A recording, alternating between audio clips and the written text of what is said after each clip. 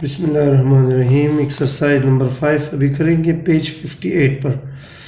Cast competition लिखते हैं कि mister Smith incorporation submit the following data on 31st 19 material also put in process material put in process.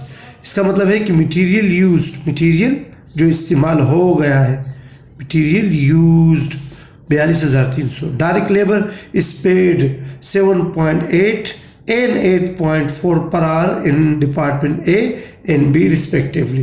यानी department A में हम 7.8 देंगे और बी में 8.4 एक घंटे के हिसाब से देंगे। डिपार्टमेंट ए वर्क 6,125 आवर, इस डिपार्टमेंट 1 में हमने इतने घंटे काम किया है। डिपार्टमेंट बी रिपोर्ट 9,875 और डिपार्टमेंट बी में हमने इतने काम किया है। सही है। Factory overhead is applied on the basis of direct labour hour at the rate of 5 direct labour hour in department A और एंड 4.2 इन डिपार्टमेंट बी। 5 के हिसाब से डिपार्टमेंट ए में और 4.2 के हिसाब से डिपार्टमेंट बी में। अच्छा, आपको नेक्स्ट पेज पर फिनिश गुड्स की opening ending, work in process की ओपनिंग एंडिंग और मटेरियल की ओपनिंग एंडिंग दी है। रिक्वायरमेंट में पूछा है कि without preparing formal income statement determine total cost of manufacture, cost of goods manufacturing और manufacture cost of goods sold. कह रहे कि आपने फॉर्मल जो आप बनाते हो, जो आपका स्टेटमेंट होता है, उसको बनाए बगैर आप लोगों ने ये चीज़ें सॉल्व करनी है। तो रिक्वायरमेंट नंबर 1 में आपसे क्या मांगा है? Cost of goods manufacturing. Requirement exercise number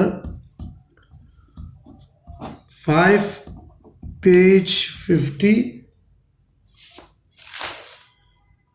exercise number 5 page 58। Requirement number 1 में आप लोगों से क्या मांगा है? आपसे मांगा है मैन्युफैक्चरिंग कास्ट। मैन्युफैक्चरिंग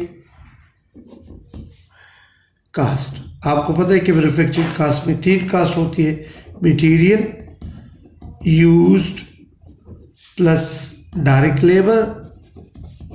लेकिन डायरेक्ट लेबर जो है, अच्छा बस लिख लेते हैं। अच्छा, मटेरियल यूज्ड आपने कितना मटेरियल यूज़ किया है? सबसे पहले आप मटेरियल यूज़ लिखते हैं 42,300। 42,300।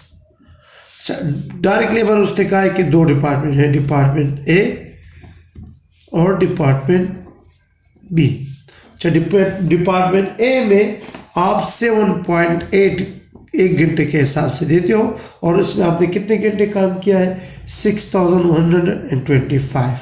सही है। इससे बनता है 47,775। डिपार्टमेंट बी में आप एक घंटे के देते हो 8.4 और आपने इसमें कितने घंटे काम किया है? 9,875।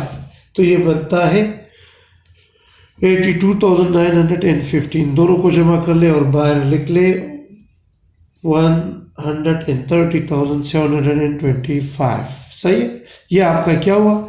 ये आपका डायरेक्ट लेबर हुआ।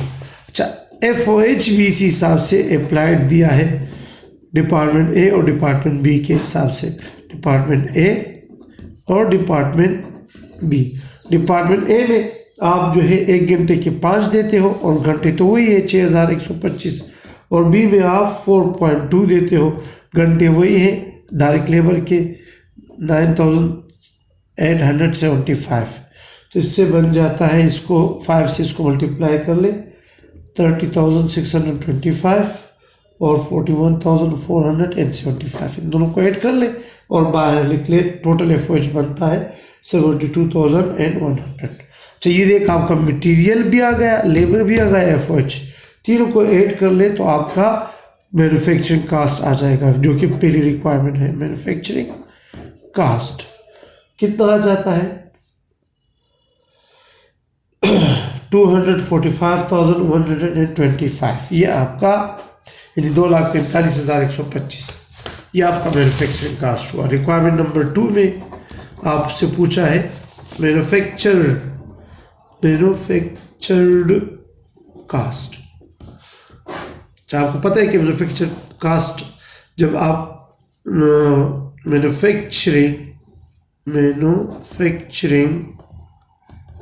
कास्ट जो कि आपने कैलकुलेट कर लिया, इसके साथ जब आप work in process opening add कर लो, ओपनिंग इन्वेंट्री, और माइनस कर लो वर्क इन प्रोसेस की ending inventory. Opening inventory add कर लो, एंडिंग माइनस कर लो। ओपनिंग कितनी है वर्क इन प्रोसेस की? वर्क इन प्रोसेस की ओपनिंग है 17,300 और एंडिंग जो है वो 19,425।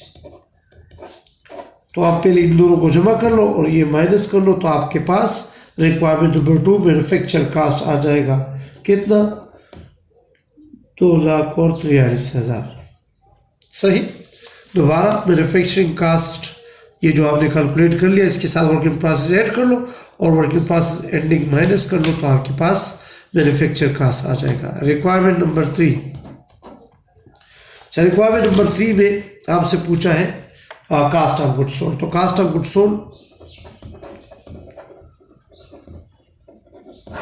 आप क्या करते हो? जो मैन्युफैक्चर कास्ट होता है, मैन्युफैक्चर्ड कास्ट, जो कि 2,43,000 है, इसके साथ आप फिनिश गुड्स ओपनिंग ऐड कर ले और फिनिश गुड्स एंडिंग माइनस कर ले।